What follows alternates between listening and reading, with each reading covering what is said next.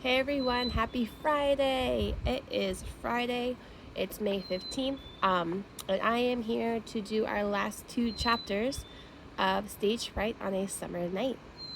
So, I wonder what is going to happen with this bear situation.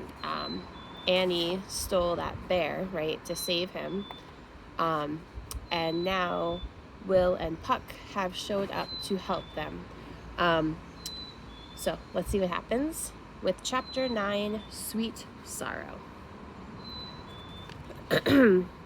Tut tut, you are a sorry sight, man, Will said to the bear's owner, trying to sell an old tame bear to the fights.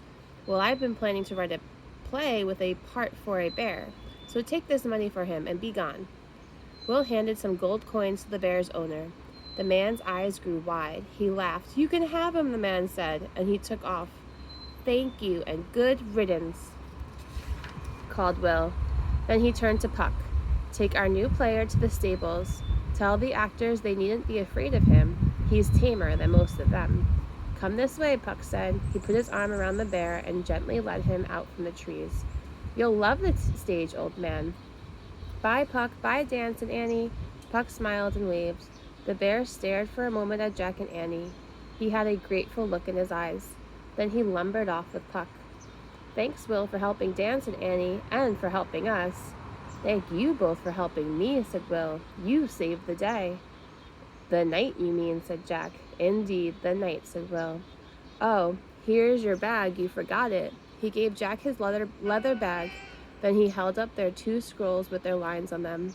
And you can take these, said Will. He handed them to Jack, and Jack put them in his bag.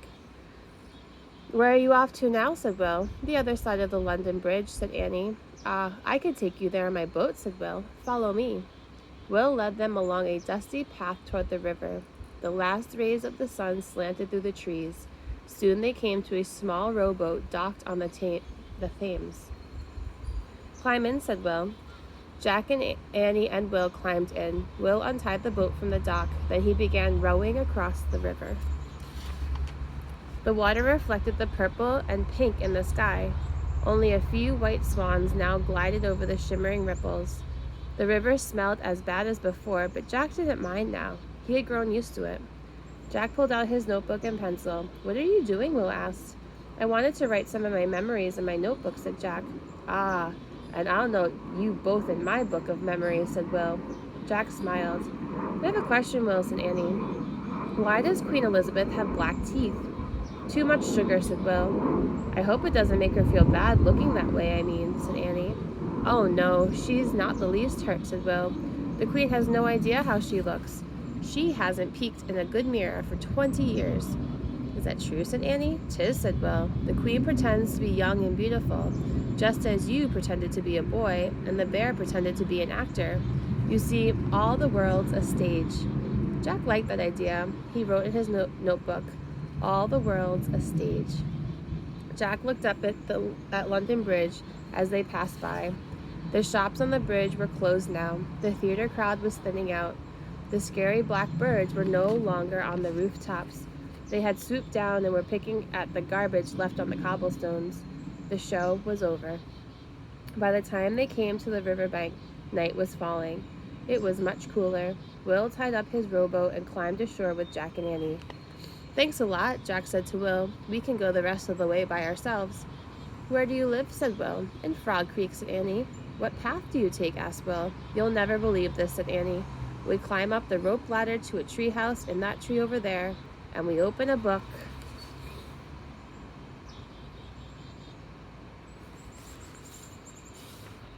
Then we make a wish, said Jack, and we go to the place in the book. Will smiled. Thy life's a miracle, isn't it? He said. Yes, said Annie, and Jack nodded. He liked the way Will looked at things. I have an idea, said Will. Why don't you both stay here instead? You can live and act at the Globe Theater. I'll ask the Queen to exclude you from the law about girls going on stage, Annie, because of your great talent.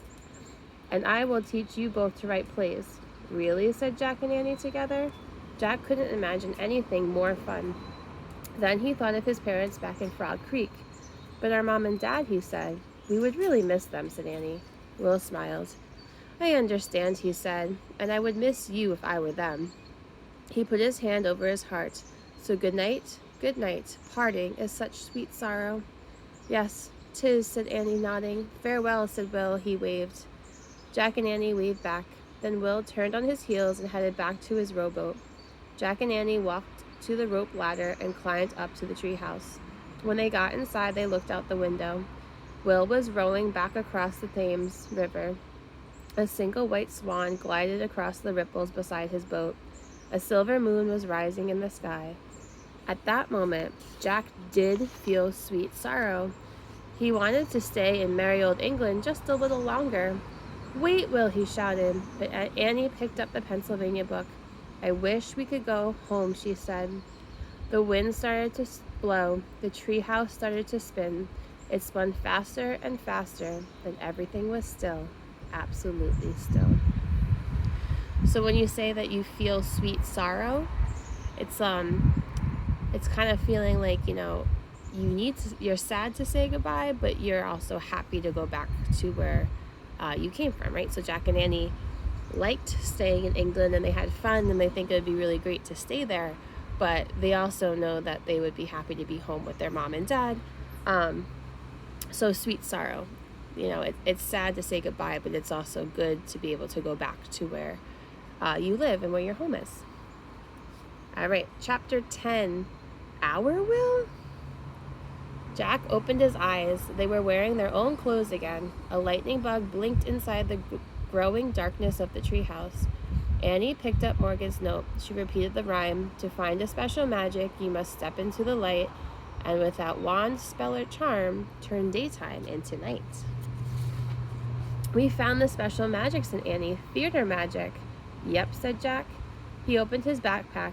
He and Annie took out the 2 scrolls Will had given them. When they unrolled them, Jack saw that Will had written something. He read aloud, Thank you both for helping me. Your friend, William Shakespeare. William Shakespeare, said Annie. I've heard that name before. Me too, said Jack. He took out their research book. He looked up Shakespeare in the index. He turned to a page and read aloud, William Shakespeare lived from 1564 to 1616. He wrote 37 plays and many sonnets and other poems. Many people think he was the greatest writer who ever lived. The greatest, said Annie. Our Will? Oh man, whispered Jack. He stared in amazement at William Shakespeare's autograph. Hey, we can leave our scrolls with Morgan's notes, said Annie. It'll prove to her we found a special magic. They put their 2 scrolls next to the note on the floor. Then they climbed down the rope ladder. When they started walking through the woods, a breeze blew, shaking the tree leaves. Shadows shifted. Birds called from hidden places. Remember the enchanted woods, Annie said in a hushed voice. The fairy queen and the fairy king? Jack smiled and nodded. And Puck, the merry wanderer of the night, said Annie. And Will? Our Will? Jack nodded again. I had a great time, said Annie. Didn't you? Jack sighed. Yes, he said. Then he took a deep breath and spoke very clearly and with feeling. I have had a most rare vision. I have had a dream. So that's exciting and unexpected. Jack and Annie met a famous writer, William Shakespeare. That's someone that you guys may have actually heard of. I know that your parents definitely have heard of him. And they got to act in one of his most famous plays, A Midsummer's Night Dream. So how cool for Jack and Annie. Another exciting adventure with them. And I will see you guys next week. Miss Christina will be reading the next Jack and Annie book. All right, guys, I'll see you later. Bye.